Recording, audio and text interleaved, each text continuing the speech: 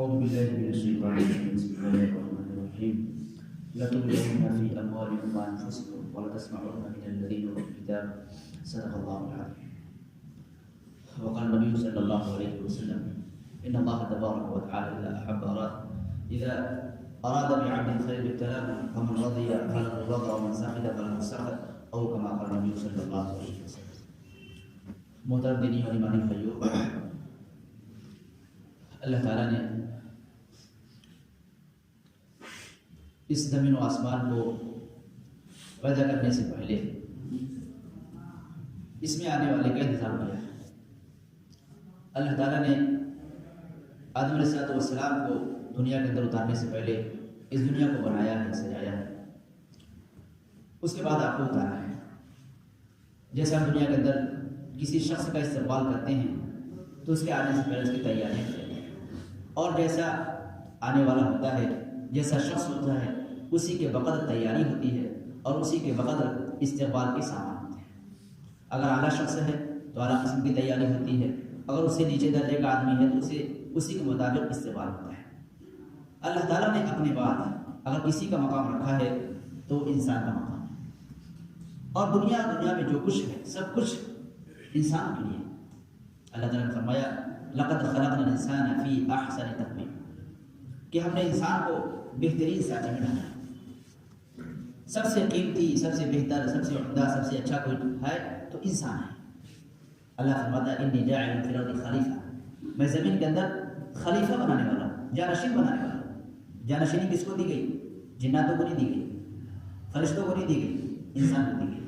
جو انسان غلطی بھی کرتا ہے، جو انسان بھول بھی جاتا ہے، اللہ تبارک و تعالیٰ اس انسان کو اپنی جانشینی عطا فرمائی ہے. یہ انسان کا مقام ہے. اللہ تعالیٰ فرماتا ہے وَلَقَدْ كَرَّمْنَا بَنِي آدَمَ وَحَمَلْنَاهُمْ فِي الْبَرِّ وَالْبَحْرِ وَرَزَقْنَاهُم مِّنَ الطَّيِّبَاتِ وَفَضَّلْنَاهُمْ عَلَىٰ كَثِيرٍ مِّمَّنْ خَلَقْنَا تَفْضِيلًا. ہم نے بنی آدم کو، آدم کی اولاد کو، انسانوں کو مکرم بنایا ہے، قابل عزت بنایا ہے، قابل احترام بنایا ہے. اللہ تعالیٰ کے نبی کریم صلی اللہ علیہ وسلم نے فرمایا الانسان الخلق عیال اللہ، یہ تمام کے تمام مخلوق اللہ کے کنبے ہیں، اللہ کے گھر کے لوگ ہیں. تو پتہ یہ چلا کہ دنیا کے اندر اگر کوئی چیز سب سے زیادہ عزت اور احترام کی نظر سے دیکھے جانے کے قابل ہے تو وہ انسان ہے. لیکن آج جتنا سستا انسان ہے شاید اس سے کوئی اور چیز نہیں سستی ہو سکتی. انسان کی جان، انسان کا مال، انسان کی عزت، انسان کی آبرو، یہ سب چیزیں معمولی ہو چکی ہیں. کسی کو ذلیل کر دینا، کسی کی جان لے لینا، کسی کا مال چھین لینا، یہ ایک فیشن بن چکا ہے کہ دنیا آج انسان سے زیادہ میں شرما ہے کہ ہم تو اپنی برادری پر نہیں کرتے کہ شیر کو نہیں کھاتا ہے، شیر کو نہیں کھاتا، لیکن انسان کو کھا لیتا ہے. انسان کو مارتا ہے، انسان کی جو ہے پر زیادتی کرتا ہے، اس پر ظلم کرتا ہے. یہ انسان ایک ایسی مخلوق ہے جو اپنے ہی درخت کو کھا جاتی ہے. اللہ کے نبی کریم صلی اللہ علیہ وسلم جس وقت دنیا کے اندر آئے ہیں اس وقت بھی یہی حال تھا کہ انسان کا دشمن تھا، انسان کے خون کا پیاسا تھا. جب تک اس کی عزت پر داؤ نہ لگا دے، جب تک اس کو ذلیل نہ کر دے، جب تک اس کو رسوا نہ کر دے، جب تک اس کی مٹی پلید نہ کر دے، اس کو سکون نہیں آتا. اللہ کے رسول صلی اللہ علیہ وسلم دنیا میں آنے کے بعد یہ سب کیسی سوچ ہے؟ گھٹیا سوچ ہے. انسان تو احترام کے قابل ہے، انسان تو عزت کے قابل ہے. اسے نیچے دکھانا، خود کو نیچے دکھانا کہ جیسے وہ انسان ناقابل عزت ہے، ناقابل احترام ہے، ہم بھی انسان ہو کر بھی ناقابل احترام. جبکہ ہر برادری کا آدمی اپنی برادری کا احترام کرتا ہے، اس کا خیال کرتا ہے. لیکن انسان جب انسانیت سے نیچے اترتا ہے تو انسانیت کو بھلا دیتا ہے، اپنے وجود کو بھول جاتا ہے کہ ہم انسان ہیں. لہذا آج ہم تو دیکھ رہے ہیں کہ دنیا کے اندر ایک فتنہ جو پھیلا ہوا ہے، جو فساد برپا ہو گیا ہے، انسان کی جانوں کا لے لینا، انسان کے خون کا پیاسا انسان بنا. اس نے جانا ہی نہیں. اللہ فرماتا ہے هو الذی خلق لکم ما فی الارض، هو الذی خلق لکم ما فی الارض. زمین کے اندر جو کچھ بھی ہے سب کس کے لیے بنایا؟ تمہارے لیے. یہ تمہارے لیے ہے. یہ آسمانوں کا ہونا، یہ زمین کا ہونا، یہ چاند کا، ستاروں کا ہونا، یہ تمام مخلوقات کا ہونا صرف اس انسان کے لیے. اللہ تبارک و تعالیٰ کو انسان سے اس قدر محبت ہے. ہمارے ملک کے اندر جو ایک افراتفری کا ماحول ہے، جو ایک انارکی کی فضا قائم ہے، وہ اسی لیے ہے کہ انسانیت کو سمجھا نہیں گیا. انسان کو لوگوں نے انسان صحیح معلوم نہیں جانا. مذہب کی آڑ میں سمجھا، طبقے کی آڑ میں سمجھا، برادری کی آڑ میں سمجھا، لیکن بحیثیت ایک انسان کے انسان نہیں سمجھا۔ حضور صلی اللہ علیہ وسلم کے سامنے کوئی بھی مذہب کا آدمی ہو، کیسا بھی ہو، آپ بحیثیت ایک انسان اس کا احترام فرما کرتے تھے۔ ایک شخص آتا ہے حضور صلی اللہ علیہ وسلم ہم عائشہ سے فرماتے ہیں کہ یہ اپنے قبیلے کا سب سے بدترین آدمی ہے، یہ اپنے قبیلے کا سب سے بدترین آدمی ہے۔ اس کے بعد وہ شخص آپ ہی سے ملنے آتا ہے، لیکن آپ اس کا ایسا اکرام اور اعزاز فرماتے ہیں جیسے کسی شریف انسان کا اکرام فرمایا۔ جب وہ شخص چلا جاتا ہے تو آپ پوچھتی ہیں اللہ کے رسول صلی اللہ علیہ وسلم یہ بتائیے، آپ نے تو کہا تھا کہ بہت برا آدمی ہے، لیکن آپ کے کردار تو اتنے اچھے جیسے کسی شریف کا اکرام کرتے ہیں۔ حضور نے فرمایا اس کا برا ہونا اس کا اپنا ہے، یہ میرے اپنے اخلاق تھے، یہ میرا اپنا کردار تھا، یہ میرا اپنا برتاؤ اور ویوہار تھا، یہ میرا اپنا کردار ہے، میں کچھ چھوڑ دوں، وہ برا ہے برا ہونے دوں۔ آج جو دشمنیاں جو نفرتیں بڑھ رہی ہیں یہ اس لیے کہ انسانیت کو لوگوں نے سمجھا نہیں۔ اللہ تعالیٰ نے فرمایا وَمَنْ أَحْسَنُ قَوْلًا مِّمَّنْ دَعَا إِلَى اللَّهِ وَعَمِلَ صَالِحًا وَقَالَ إِنَّنِي مِنَ الْمُسْلِمِينَ وَلَا تَسْتَوِي الْحَسَنَةُ وَلَا السَّيِّئَةُ۔ اچھائی اور برائی برابر نہیں ہو سکتے، یہ اللہ تعالیٰ فرما رہا ہے وَلَا تَسْتَوِي الْحَسَنَةُ وَلَا السَّيِّئَةُ، اچھائی اور برائی برابر نہیں ہو سکتے۔ ادفع بالتي هي احسن فاذا الذي بينك وبينه عداوه كانه ولي حميم۔ آج ہر طرف اسلام کے خلاف سازش ہے، مسلمانوں کے خون کے پیاسی ایک ماحول بنا ہوا ہے اور مسلمان پریشان ہے، خوف زدہ ہے، ڈر میں مبتلا ہے کہ کیا کریں، اب تو جان کی بھی لانی پڑ چکی ہے۔ یہ سب پرانی بات ہے، ہم نے قرآن چھوڑ دیا، خوف اندر آ گیا، قرآن پڑھتے قرآن کے قریب آتے تو یہ چیزیں نہیں معلوم نہیں ہوتی، پرانی بات۔ اللہ فرما چکا ہے لَتُبْلَوُنَّ فِي أَمْوَالِكُمْ وَأَنفُسِكُمْ، تمہاری آزمائش ہوتی رہے گی، تم آزمائے جاتے رہو گے، تمہارا ٹیسٹ ہوتا رہے گا۔ فی اموالکم انفسکم، کبھی مال میں بھی اور کبھی جان میں بھی، مال کا بھی نقصان ہوگا اور جان کے لالے بھی پڑیں گے، یہ سب پرانی چیزیں ہیں۔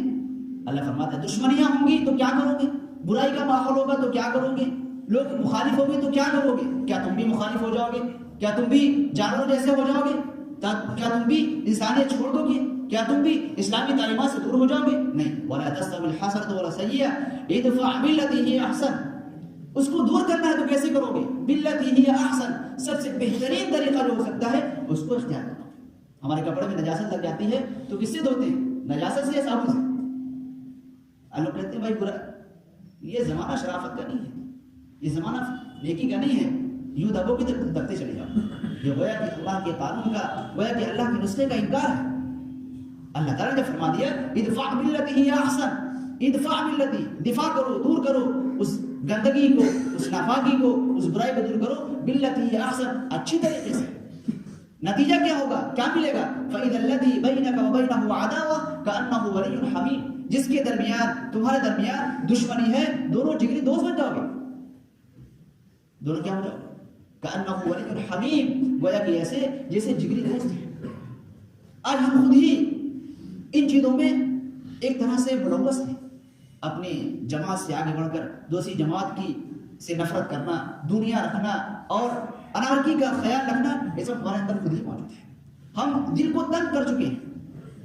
تو اللہ تعالیٰ نے فرمایا کہ اچھے طریقے سے دفاع کرنا ہے، وَمَا يُلَقَّاهَا إِلَّا الَّذِينَ صَبَرُوا، اور یہ سب کو نصیب نہیں ہوگا کہ سب کرنا شروع کر دیں، جن کے اندر صبر کا مادہ ہوگا، جن کے اندر جماؤ کا مادہ ہوگا، جن کے اندر حالات کا مقابلہ کرنے کی طاقت ہوگی، جن کے اندر حالات سے نبرت آزما ہونے کی صلاحیت ہوگی، وہ لوگ اس کا مقابلہ کریں گے۔ وَمَا يُلَقَّاهَا إِلَّا الَّذِينَ صَبَرُوا وَمَا يُلَقَّاهَا إِلَّا ذُو حَظٍّ عَظِيمٍ، اور یہ چیز اللہ تعالیٰ ان کو دیتا ہے جو بڑے نصیب والے ہیں۔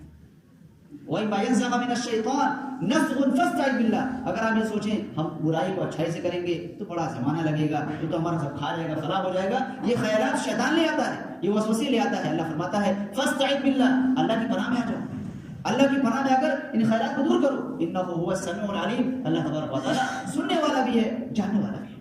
اے مسلمان پریشان ہے کہ ہم اللہ کی مانتے ہیں، اللہ کی تابعداری کرتے ہیں، ہمیں کو ستایا جا رہا ہے، ہمیں کو پریشان کیا جا رہا ہے، اور یہ کفار و مشرکین ان کو صلاحیتیں دی جا رہی ہیں، ان کو حکومتیں دی جا رہی ہیں، ایسا کیوں؟ اللہ تعالیٰ نے فرما دیا وَلَا يَحْزُنْكَ الَّذِينَ يُسَارِعُونَ فِي الْكُفْرِ إِنَّهُمْ لَن يَضُرُّوا اللَّهَ شَيْئًا، اللہ تبارک و تعالیٰ فرماتا ہے کہ اے نبی آپ کو یہ کفر میں آگے بڑھنے والے، ریس کرنے والے، کفر میں تیزی سے رفتاری سے بڑھنے والے غم زدہ نہ کریں، انہم لن یضروا اللہ شیئا، یہ لوگ ہرگز اللہ کو کچھ بگاڑ ہی نہیں سکتے. یرید اللہ الا یجعل لهم حظا فی الاخرہ، اللہ تعالیٰ ایسا کیوں کرتا ہے، یہ ڈھیل کیوں دے رہا ہے، یہ ان کو مہلتیں کیوں دے رہا اللہ تعالیٰ، اس لیے کہ ان کو آخرت میں کوئی حصہ ہی نہ ملے. وَلَهُمْ عَذَابٌ عَظِيمٌ، ان کے لیے دردناک اور بڑا بڑا عذاب ہے. ان الذین اشتروا الکفر بالایمان لن یضروا اللہ شیئا، جو لوگ کفر کے بدلے ایمان کے بدلے کفر کو خرید لیں، کفر کے قریب چلے جائیں، کفر کی زندگی اختیار کر لیں، ایمانہ زندگی میں ان کو مزہ نہ آئے، ایمان کی زندگی میں ان کو لذت محسوس نہ ہو، ایسے لوگوں کے لیے دردناک عذاب ہے. اللہ فرماتا ہے وَلَا يَحْسَبَنَّ الَّذِينَ كَفَرُوا أَنَّمَا نُمْلِي لَهُمْ خَيْرٌ لِأَنفُسِهِمْ، کہ آپ گمان نہ کریں کہ جن لوگوں کو اللہ تعالیٰ ڈھیل دے رہا ہے ان کے حق میں بہتر ہے. إِنَّمَا نُمْلِي لَهُمْ لِيَزْدَادُوا إِثْمًا، ہم چھوٹ دے رہے ہیں، چھٹکارا دے رہے ہیں، مہلتیں دے رہے ہیں. کیوں ڈھیل کیوں دے رہے ہیں؟ لِيَزْدَادُوا إِثْمًا، تاکہ اور گناہ کریں، اور اضافہ ہو جائے اور اللہ کے ہاں ان کی پکڑ سخت ہو جائے. ایسے پرآشوب ماحول میں ہمیں کیا کرنا چاہیے؟ اللہ تعالیٰ فرماتا ہے وَإِن تُؤْمِنُوا وَتَتَّقُوا فَلَكُمْ أَجْرٌ عَظِيمٌ، ایک ایمانی زندگی ہو اور ایک تقوی بری زندگی ہو. آج پرامن اور یہ ہمارے ماحول کے اندر کچھ ایسے امراض پیدا ہو گئے ہیں جو ملک کو کھوکھلا کر رہے ہیں. پہلی چیز کیا ہے؟ انسانیت کا فقدان ہے، انسانیت کا احترام مٹ گیا ہے. اور دوسری چیز کیا ہے؟ اخلاقی گراوٹ. مسلمان میں جھوٹ بولتا ہے وہ بھی جھوٹ بولتا ہے، مسلمان رشوت کھاتا ہے وہ بھی رشوت کھاتے ہیں، مسلمان شراب پیتا ہے وہ بھی تو شراب پیتے ہیں، مسلمان جوا کھیلتا ہے وہ بھی جوا کھیلتے ہیں، مسلمان زناکاری کرتا ہے وہ بھی زناکاری کرتے ہیں. اخلاق نام کی چیز نہ رہے. اخلاقی گراوٹ اس حد تک ہے کہ ہم جو ہے سود کو بھی حلال کرنے کی تمام تر فکریں جمع کرنے پر تلے ہوئے ہیں. کسی نہ کسی طریقے سے جائز ہو جائے بس سود بھی حلال ہو جائے. اب تو لوگ مسئلہ پوچھتے ہیں کہ وہ بینک کا انٹرسٹ ملتا ہے اس میں استعمال کر لیں، اپنی ضروریات بتا کر استعمال کر لیں. اس حد تک جب مسلمان حلال و حرام کی تمیز کھو دے تو اللہ کی مددیں نہیں آتی، اللہ کی نصرتیں نہیں آتی. اللہ تبارک و تعالیٰ کا رشتہ اسلامی ہے، ایمانی ہے. اگر ہمارے اندر ایمانی زندگی ہوگی، اسلامی زندگی ہوگی تو اللہ تبارک و تعالیٰ کی مدد آئے گی. اور اگر اللہ تعالیٰ سے ہم نے ایمانی رشتہ نہیں رکھا، اسلامی رشتہ نہیں رکھا تو اللہ تبارک و تعالیٰ شکلوں کا اور صورتوں کا محتاج ہے. اللہ فرماتا ہے ان اللہ لا ينظر الى اجسامكم ولا الى صوركم ولكن ينظر الى قلوبكم او اعمالكم. اللہ تبارک و تعالیٰ اعمال کو دیکھتا ہے، دلوں کو دیکھتا ہے کہ دل میں محبت کس کی ہے، دل میں چاہت کس کی ہے، دل میں تعلق کس شخص کا اللہ کی ذات کا ہے یا دنیا کا ہے. اللہ تعالیٰ یہ بھی دیکھتا ہے کہ اعمال میرے نبی کے طریقے کے موافق ہے یا مخالف ہے. اگر یہ چیزیں ہوں گی تو اللہ تبارک و تعالیٰ اپنی مدد ویسے ہی کرے گا جیسے صحابہ کے زمانے میں اور بزرگ کے زمانے میں فرمایا. اگر ہمارے اعمال اچھے نہیں ہوں گے تو اللہ تبارک و تعالیٰ اپنی مدد کو روک دے گا. اللہ تعالیٰ نے ہمیشہ برے سے برے اور پرآشوب زمانے میں، فتنوں کے زمانے میں اپنے ماننے والوں کی مدد فرمائی ہے. یہ آزمائشیں اسی لیے آتی ہیں الذی خلق الموت والحیات لیبلوکم ایکم احسن عملا، جس نے موت کو، حیات کو، زندگی کو پیدا کیا تم کو آزمانے کے لیے. ذرا حالات پیدا ہوئے، سڑکیں بھر گئی، لوگ جان دینے کو تیار ہو گئے، لیکن مسجدوں میں نہیں آئیں گے، اللہ کے قانون کو نہیں مانیں گے، اللہ کی بتائے ہوئے طریقے کے مطابق زندگی نہیں گزاریں گے. سڑکوں پہ شور مچا سکتے ہیں، پتھراؤ ہو سکتا ہے، جانیں دی جا سکتی ہیں، لیکن اللہ کے قانون کے مطابق زندگی گزارنے کو تیار نہیں. اللہ فرماتا ہے ان اللہ لا یغیر ما بقوم حتى یغیروا ما بانفسهم. کسی قوم کی تقدیر اللہ اس وقت بدلتا ہی نہیں ہے. خوشحال ہو تو بدحال نہیں کرتا، بدحال ہو تو خوشحال نہیں کرتا جب تک وہ خود ہی تبدیلی کا ارادہ نہ فرمائے. یہ ہمارے اوپر ہے، ہم خود ہی نہ بدلنا چاہیں، اپنے آپ کو بدلنے کے تیار نہ ہو، اللہ تبارک و تعالیٰ نہیں بدل سکتا. لہذا اگر ہمیں اب اس زمانے کا سامنا کرنا ہے، اپنے آپ کو باعزت بنانا ہے تو ہمیں حضور صلی اللہ علیہ وسلم کی طریقے کے مطابق زندگی گزارنی ہی پڑے گی. اس کی نظر چارہ ہی نہیں ہے، ورنہ کوئی فرق نہیں. ہم اسلام کو ماننے والے ہیں، وہ اسلام کے دیگر مذاہب کو ماننے والے ہیں، لیکن عملی زندگی میں، اخلاقی زندگی میں، معاشرتی زندگی میں، معاملاتی زندگی میں کوئی فرق نہیں ہے.